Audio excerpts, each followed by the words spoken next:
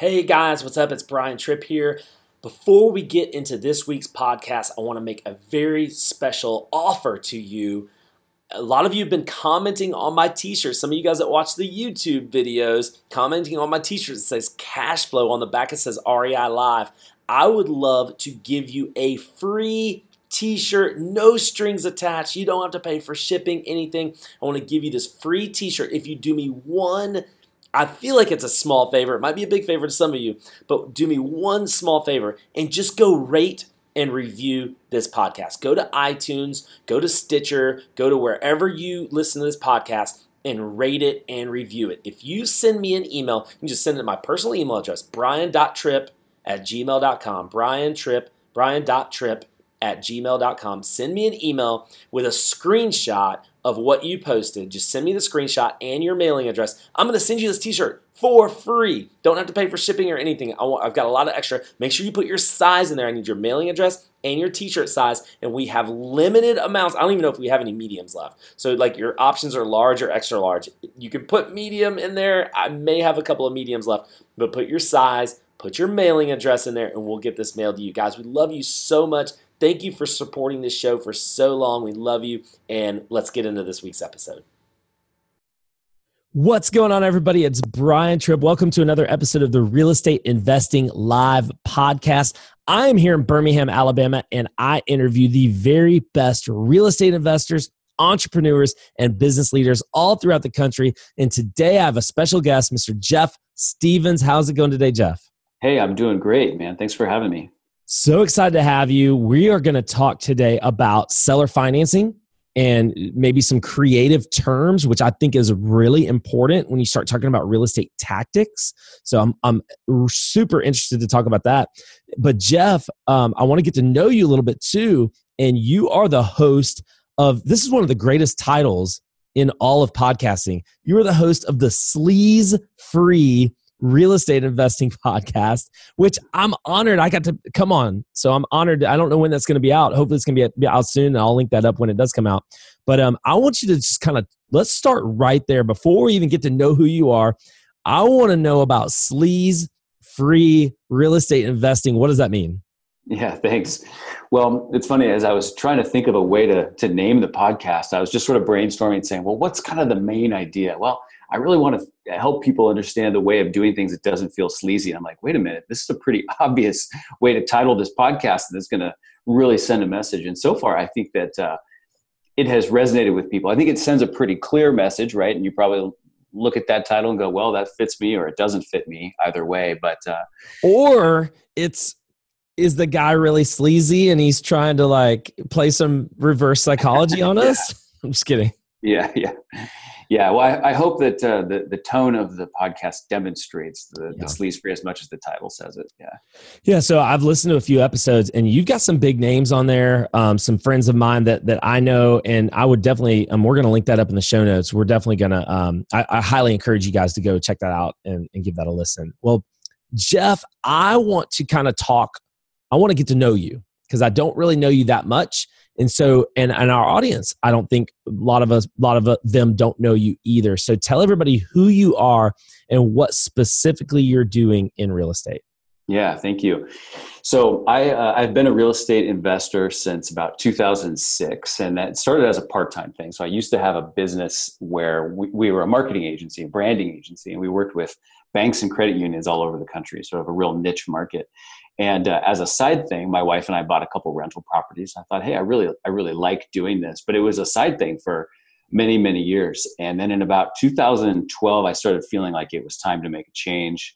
And in 2013, then I really wound down and kind of sold the marketing agency and just went full-time as a real estate entrepreneur. And for the first, couple of years, I sort of spent some time finding my voice, so to speak, as an investor, as an entrepreneur, figuring out kind of what strategies and what methods and just an approach that really fit for me. But when I got something that clicked, it really, really clicked. And then so a few years later, I decided I really wanted to start sharing that message and that approach with people, because I think that what I do is, it's not totally out in left field, but there are some nuances to it that are really kind of different. And so I wanted to be able to share those with people. And that's why I created the Thoughtful Real Estate entrepreneur that does the Sleaze-Free real estate investing podcast. So yeah, my world is sort of those two parts. Yeah, that's awesome. So I'd love for you to talk more about real estate investing for sure. So you told me kind of offline, you kind of specialize in off-market acquisitions and kind of really meeting face-to-face with sellers. So I think that that's a great topic to really dive into because let's face it, a lot of people that listen to this and a lot of people that are listening to podcasts in general want those tactics. They want to understand how to talk to sellers, what to say, how to get people to really sell their property at deep discounts or for possibly creative terms. So let's dig into that a little bit more. What do you mean specifically when you start talking about, well, first, off-market acquisitions? What does that mean? So first, what it means to me is I really pretty much only buy property by working directly with sellers. I actually, at this point, don't even hardly look at what is on the market. And the reason for that is there's a couple reasons. The first one is most of my most active time in my career has been during a period where the market has been very hot, right? Where the demand to buy properties exceeds the supply. And so I was finding that I was having more success just on a practical level if I was able to find properties that nobody else really knew were for sale. And so I started doing a lot of marketing direct to sellers, and I would find that was creating opportunities for me that there just was less competition with. But as I started doing that, so that was kind of a practical element, right? As I started doing that, though, it really occurred to me that at the end of the day, my objective, my goal is to be able to tailor some kind of a solution for a seller that's going to get them where they're going and that's going to work for me. And I started to feel like my chances of tailoring that for somebody were infinitely better if I didn't have a bunch of intermediaries I had to go through in order to get to those people. I was telling somebody yesterday, to me, it's like this simple analogy. Like if you hired me to tailor a suit for you, Brian, would it be more effective for me to call my people to call your people to ask you for your measurements and then have them, circle back through me like that way? Or would it be better for me to just grab my tape measure and say, hey, stick out your arm. I need to know what this measurement is. And then what's going to produce a better suit? The fewer intermediaries, I feel like the better chance I have of creating something that's really going to be a win for everybody. Yeah. So let's talk about that. So it sounds to me like, all right, well, let me ask you this. Do you think we are in a specific type of market conditions, especially where you are, where you're doing business, that you see more creative deals are needed versus maybe people accepting lower cash offers? Well, okay. So I got to say my approach is not really about, it's not about lower cash offers. I don't think it's actually too much even about market conditions. Okay. I really, and I should say also, I'm not really like a big prognosticator trying to track all the economic news and figure out what's happening, downturn, upturn. What I know is that when I get face to face with people, I can do a better job of asking questions first and foremost.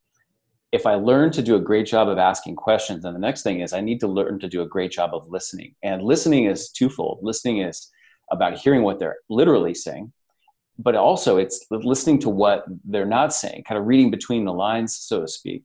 And then the third thing is being able to create some kind of a proposal that goes back to them.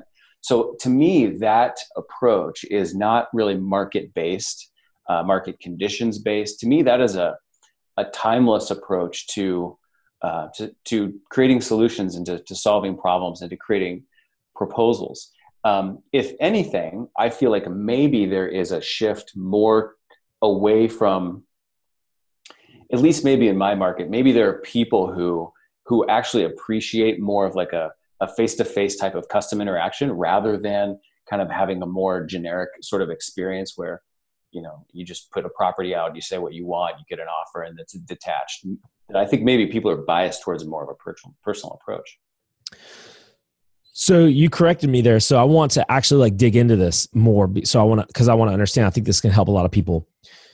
So I guess most people are taught, most people probably actually use these phrases like we buy houses, we pay cash, we close faster, we do all these things. It doesn't sound to me like that is your marketing message. Am I wrong? No, you are totally right. Totally right. That is totally not us. Totally not me. And we're kind of the anti that. Okay, yeah. Talk about that. Like, first of all, what is the anti that, and why are you the anti that? Okay. So what is the anti that? I believe that when you go out with a message of we buy houses, we close quickly, we pay cash, we do this. What you're saying effectively is, here's what we do. We have a program, and now we're going to try to force that program on you. Mm. Oh, and by the way, we have no freaking idea what it is you're trying to accomplish. But hey, here's our program, and we're going to make some assumptions about that. If you're calling us, you must be in a bind. If you, those types of things. My approach, the anti-version of that, is to introduce myself to people with no pre-disclosed message to them at all about what I would do, how I would handle it, what solutions I want to provide for them. And one thing I think that's really interesting is that the type of person who calls a We Buy Houses group is the type of person who's looking for a solution. And the type of person who's looking for a solution is the type of person who knows they have a problem. Well, I actually really like to buy properties from people who don't feel like they have problems really at all. Now, I also believe that no one's going to call me unless they are motivated. I just did a little video on this the other day for my folks about how do you know if you have a real, truly motivated seller? And my perspective is, my experience is, if the person has called you, they're not just calling you for fun. They're calling you because there is a motivation there. Now, that motivation might not be blatantly clear. They might not be facing foreclosure. The property might not be unfinanceable because it's run down or whatever. But if they called you, there's some reason why they feel like potentially their situation could be better. And I love working with those people, but you can't go into those conversations with a pre-programmed solution that says, here's how we do business, and let me try to fit this on you. So I think it begs the question then, Jeff, how are you actually marketing to these people? Like, what's your message? How are you getting leads? Yeah. So I believe that you could look at all marketing and put it in sort of two categories. There's marketing that you would call pull marketing, where you're trying to pull people towards you who are searching for something and you make yourself easily found. And then the second category is push marketing, where you take your message and you push it out to them. So an example of pull marketing would be like a bandit sign or a search engine optimization. Like if somebody's looking for a solution, you want to make yourself easily found. Push marketing, and a good example of that would be direct mail letters. And so I personally am predisposed, or I'm much more a fan of pushing my message to people. Now, and I realize that seems a little counterintuitive, right? Don't you want to be easily found when someone's looking for a solution? But it goes back to that idea that the only people who are looking for solutions are people who feel like they have problems. And that market is saturated. Like there's a million people looking for the obvious distressed seller type of market. So I also believe that if you are the type of person who's searching for a solution like that, you Google "We Buy Houses," Portland. Are you just going to call me if you find my ad first? No, you're going to call everybody. So you're as the investor now, I'm stepping into a saturated market with tons of competition and potential customers who are just shopping around. That's not where my skill set comes to shine. So what I do is I do push marketing, and I advocate for this with the other people who kind of subscribe to my school of thought, where I take my message and I push it out to them in the form of letters. And my letters don't say anything about I buy houses or how I buy houses or how fast I buy houses or what my financing is. What it says is, my name is Jeff, and I wanted to introduce myself to you because my wife and I have a local small business. We'd love to buy another property in this area. I saw that you own this particular piece of property. If you would ever consider selling that, would you just give me a call? I'd love to discuss it with you. If now's not the right time, hold on to the letter. It's just a very, very soft approach. And what I find is that the important part here, Brian, is that the dynamic that is created when somebody calls me back from that letter versus the dynamic that is created when somebody calls me off of something like a bandit sign, which doesn't happen because I don't do those. But if they did, the initial dynamic from the second we pick up the phone is completely different. Yeah. I like that. I know some people that use that approach. I don't know them personally. I get those letters. I know some people that are using that type of approach. So let's kind of fast forward. I like it. I agree with what you're saying because the market is saturated with the We Buy Houses people. And I think it's interesting that anytime that we can find the white space, when we're sitting here talking about marketing, when we can find the gap, the white space in marketing, if everybody's doing something, and I think it was Mark Twain that said this quote, if you find yourself on the majority, you might want to kind of reevaluate who it is you are and what you're doing. So I think that that's interesting that you see that the majority is doing it this way. How can I be different? How can I separate myself from the masses? And I think that anyone that can do that in this day and age with a marketing message is going to be super successful. So I like it. So with that being said, let's kind of fast forward to this meeting. Say you get a phone call. I want to know what you say on the phone call. And I want to know what you say. Is the phone call just to get a meeting? Or is the phone call, are you making an offer? Let's talk about the phone call first, and then we'll talk about the actual meeting. Yeah, awesome. So the phone call to me is about establishing rapport, and it is ultimately about getting off the phone as quickly as possible, but without being awkward whatsoever.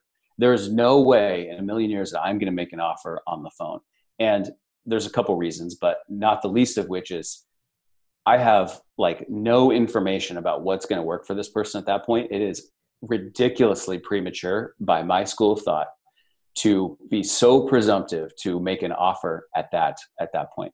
So my point when I take the call is to establish rapport, but to without it being awkward, to get off the phone in favor of a meeting face to face with them as soon as possible. Now, if this is an out of town person, obviously that's going to be a little bit different, but I very, very intentionally slow play things. I want to, it's one thing if I say, hey seller, I'm a low pressure guy. It's a completely different thing if I demonstrate that I'm a low pressure guy. How do we demonstrate that? Yeah. Well, so you demonstrate it by just not providing any pressure whatsoever. And if you think about things from a seller's perspective, if you did make an offer to that seller, in their mind, they're going, how in the heck do you know what offer to make? You've never been here. You've never talked to me. You don't know what I need, what I want. You don't know what it's like on the inside. You don't know anything. And so, but I feel like so many real estate investors forget about that. And it just takes just the tiniest bit of empathy, in my opinion, to realize, how does this come across to a seller? It comes across as like, you're just trying to like get through these things quickly. This is a volume game. You don't really care what works for the other person. And you're glossing over the ridiculously obvious truth that you have no information upon which to base this offer. So, no, I agree with you. So you're trying to get off the phone almost as quick as possible without making it awkward to get a meeting, right? So I've heard that from Sales 101. The whole point of an initial phone call is just to get the appointment. That's it. And so I'm with you there. So we get the appointment, we get the meeting, and we want to go look at the house. What are we doing on this meeting? What do you do maybe that's a little bit differently? Okay. So first of all, I would say that this meeting, whenever I possibly can, is not at the house I wrote to them about. Now so because what my purpose of getting face to face with them is to start learning about the person. Mm-hmm. Okay. The property stuff, but that's easy. Like a lot of that can be researched. A lot of it can be found later. I'm looking for insights about this person. I have to become a detective of people. And so where am I going to get the most clues about who I'm dealing with? Well, it's not going to be at Starbucks. It's not going to be at the rental house that they're trying to sell or considering selling. It's going to be at their house. And so whenever I can, I invite myself to their house and say, look, we're going to talk about stuff. I know it's kind of private. I want to make this easy for you. I'm happy just to come to your house. Because when I go to their house, we're talking about an unbelievable treasure trove of infinite clues about who you're talking to, who you're dealing with, what their belief systems are, their predispositions to all sorts of things simply by showing up at their house. So that's what I'm always trying to do. So talk to me, like, tell me what it is that you're saying on the phone, that because I think that it's kind of natural for at least a lot of the circles I run into is to, hey, let me come look at the house. Like that's kind of that's how we kind of open it up to, that's what we say to get the appointment. Hey, when can I come take a look at it? What do you say specifically that gets you to go to their house? Mm-hmm.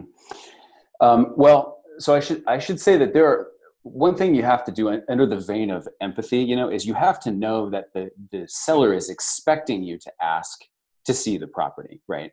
And so you have to be kind of sensing and judging, I guess, that interaction, because if you sense that they're going to think it's weird to not go straight to the house, like if they're telling you it's vacant, they've been trying to sell it for a long time, mm-hmm. they're probably going to think it's a little strange. You don't want to just meet there, right? So I'm always constantly sensing the situation in real time. But short of some of those real obvious clues that that's what they want to do, I'm always suggesting that we meet at their place. And I guess what I'm specifically saying is I'm really interested in kind of finding out what you're thinking. I want to see how this sort of fits into what you're trying to do here.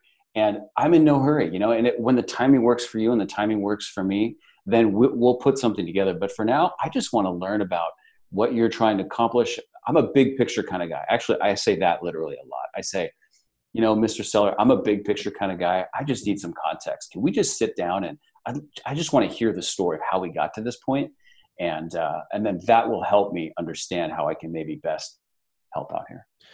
Jeff, do you get any pushback on that? What's the biggest objection you have to when you say that, and how do you respond? I would say there's a couple types of pushback. No, I haven't really experienced anybody push back like, "What? Are you nuts?" No, it might be more like, "Well, we're just kind of getting to know each other. No offense, but I'd rather just meet you at the property." Right. Or sometimes people say things along those lines, in which case, no problem. We just shift directions and go towards what they're wanting. But what I find actually is that not a lot of people, a fewer percentage of the people than you would expect, have any problem with that. They actually appreciate it, especially if you frame it in a way such as, look, I want to make it easy for you. You've got tenants in the property. We don't want to bother them until we know that there's really something worth talking about. I'd be happy to swing by at a time that's convenient for you. We'll just sit down, have a cup of coffee in your living room and talk through it. And then we can see if it makes sense to continue the conversation. And I should also say, I'm sorry, just one point to also, I guess, clarify that is, because I am marketing to a lot of people who are not overtly distressed, and I'm almost always marketing to non-owner occupants. That's another important point. So a lot of the time when they call me back, their property is occupied by a tenant. So it's not quite as logistically straightforward to just go walk the property anyway. And then, Jeff, it sounds to me like the in-person meeting is really just kind of a rapport building type of meeting. You're trying to really get to know them. You're trying to get to know, like you said earlier, the house, your primary residence leaves the most clues about who you are and how you kind of think and operate.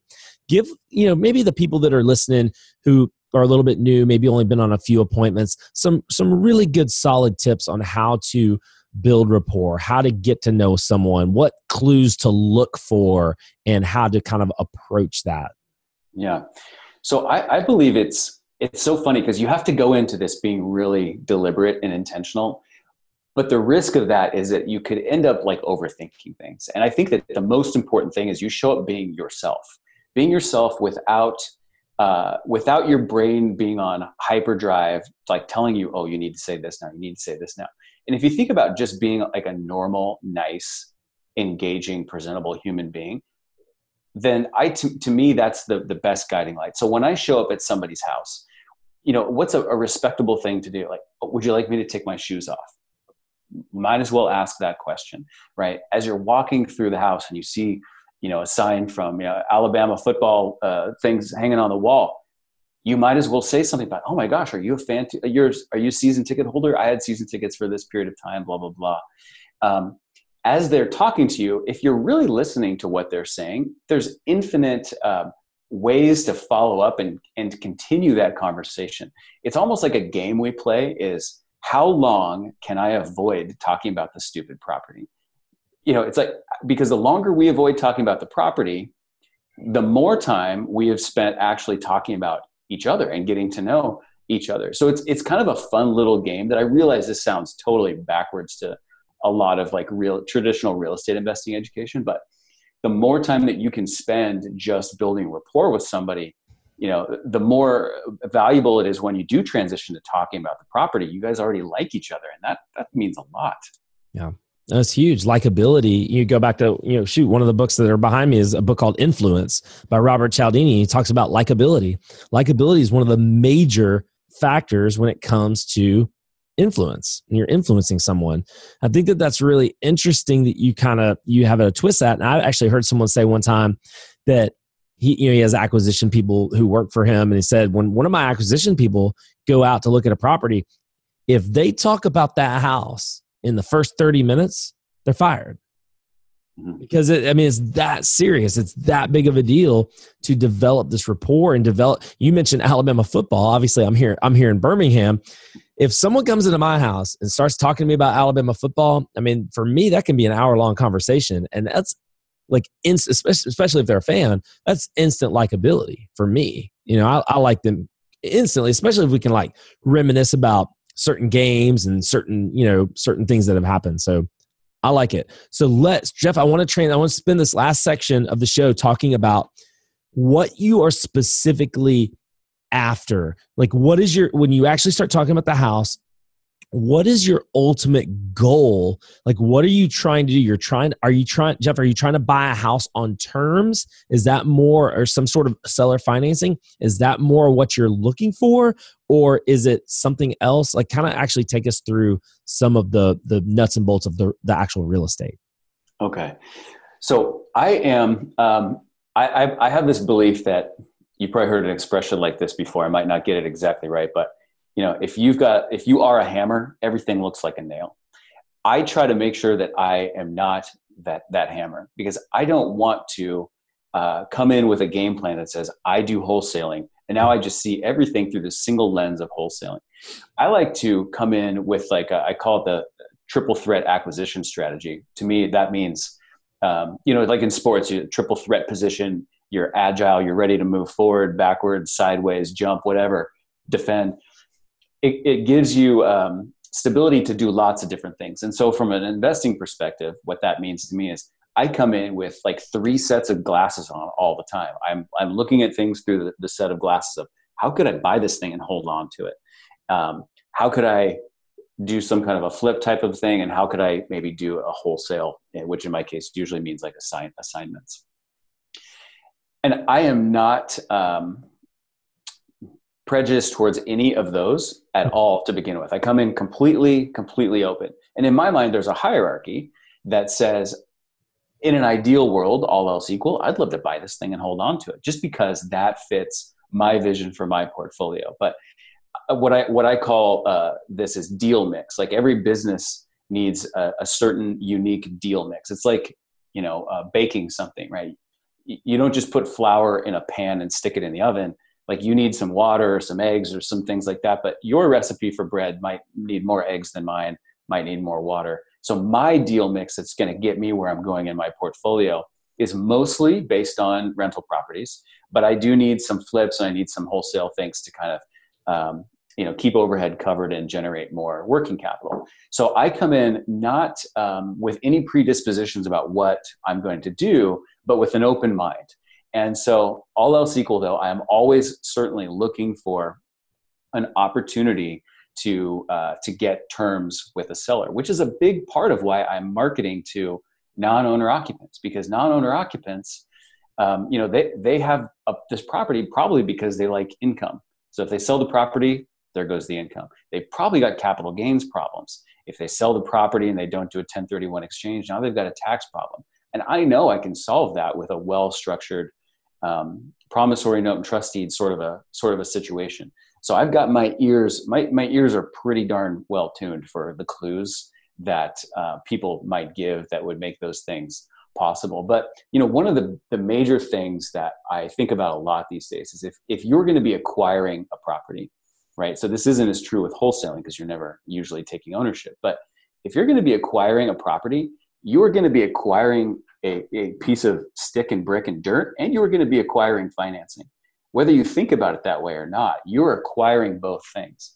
If I can acquire both things from the same person at the same time, that's a really good thing. And if I can acquire great financing from that person because I am helping them with, get where they're going in their life, that's not only way more efficient, but it's like a 2-for-1 kind of a deal. And both of those things, the property and the financing that I negotiate, are truly separate assets with different things that make them valuable, equally valuable, frankly, but in two different ways.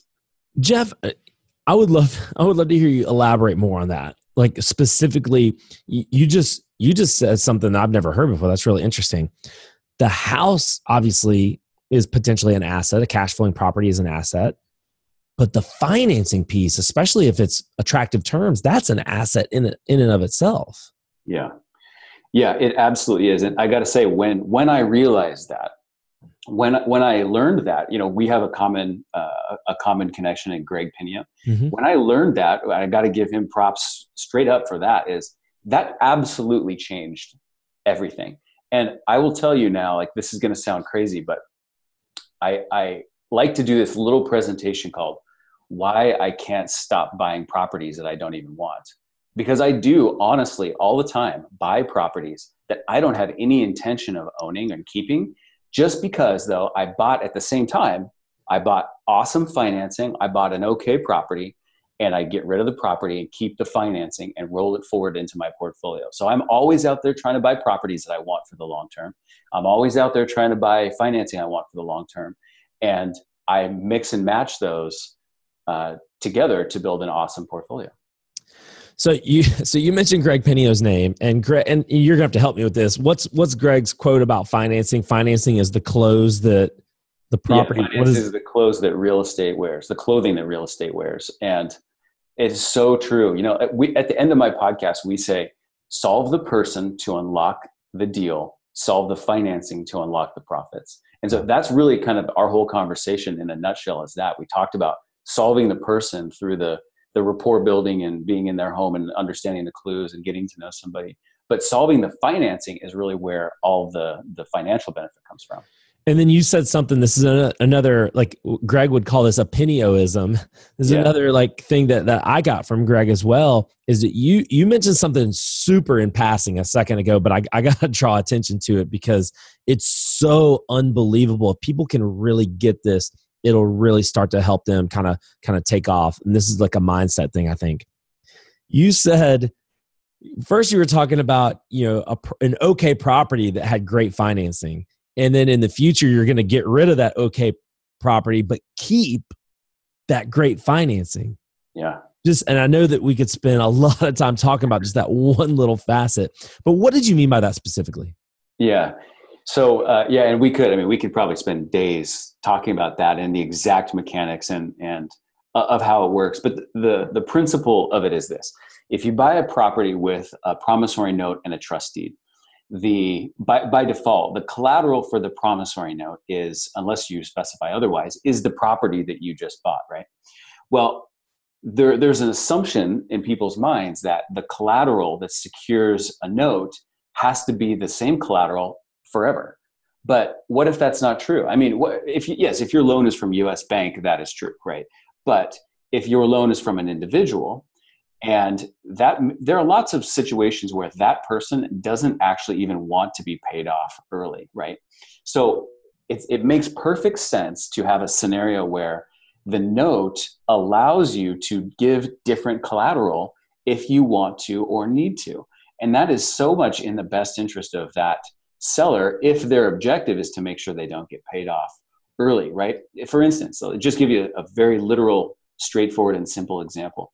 If I buy a property from somebody who's owned it 20 years, they have a nasty capital gains situation if they were to sell the property and cash out, right? So I structure my note and my trust deed in a way that will allow them to sell the property without receiving the gain and getting the tax bill, and they don't have to do a 1031 exchange. So they're real happy about that. Okay. So let's say we set up a 20-year note. And for 20 years, I'm going to be making payments interest only on this. So they're not receiving their principal back. What would happen if next week I said, I don't think I like this property anymore. I'm going to sell it. And now they get cashed out. I have just absolutely pulled the rug out from under these people in terms of their financial planning. They don't want to get paid off now. And so if I am, it all goes back to the people, right? You got to understand the people and like what's really going on with them and what they want to accomplish. But if that solution is right for those people, it is a super, super powerful thing that then allows me to sell the property, just give them a different piece of collateral, which I have to have a different piece of collateral that is sufficient. And we've got real specific definitions of what a sufficient piece of collateral is. But if I do have that, I could give them new collateral. I sell the property and I've effectively taken the financing and the property. I've separated them. I've disposed of the disposable part and kept the awesome part. Which is substitution of collateral is what people call that. Jeff, that's awesome stuff. If people want to learn more about that, it sounds to me like they can get some of that on your podcast, but how can people get to know you more and what you're up to more? How can people get in contact with you? Yeah, thank you. If you just go to sleaze-free-realestate.com, then that'll take you to our website, which will link you up to the podcasts and episodes of that and some different articles and contact information and stuff like that. We've got a Facebook group that we're, that's kind of growing of people in this school of thought who are banding together to help each other out. Incredible stuff. And I can't thank you enough, Jeff, for coming on the show and giving us some really great insight. I think that this is an incredible show for just tactics, people just to kind of learn and get a glimpse of what you're up to and what a lot of I would call more sophisticated investors, like you said earlier, so many people kind of go in thinking they're kind of like box themselves in. They think just this one way and that's it. And hopefully, I think that the people that are listening to this hopefully have kind of taken, there is more than one way to do this.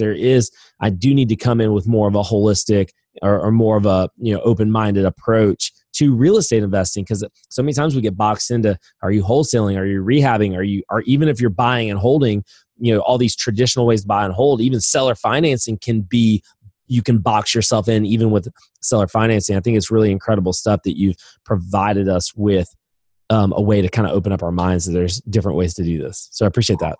Hey, thank you so much. I really appreciate the opportunity to be here. Awesome. And guys, we love you so much. And we're so thankful that you've listened. Do me a huge favor and subscribe to this podcast. If you want, we've got some incredible guests. This is my first podcast of the day. I usually record podcasts on Wednesdays and I've got like 5 I'm recording today and I know the lineup. And it's the next few weeks are just, Jeff was incredible. We've got some incredible guests that you're going to know and love. So you don't want to miss those. Hit subscribe and get the notifications. We love you so much. And we'll see you next time.